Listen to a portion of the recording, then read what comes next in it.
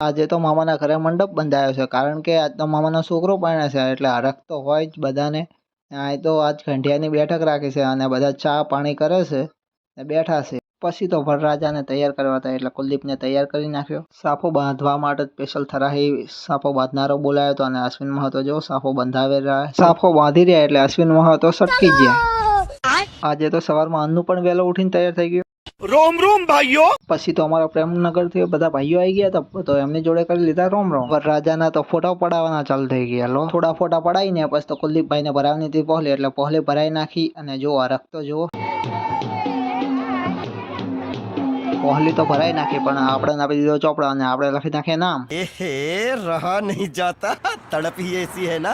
લ્યા હવે તો બહુ ભૂખ લાગી, એટલે અમે પહોંચી જાય જમણવારમાં. અને જો મંડપમાં તો જો ચારે કોઈ માણો બેઠા ખાવા. થાળી તો ફૂલ ભરી નાખી છે, થાળીમાં જગ્યા નહીં. અને અહીંયા તો કુલદીપભાઈ મોહનથાળ ખવડાવવા આવી ગયા.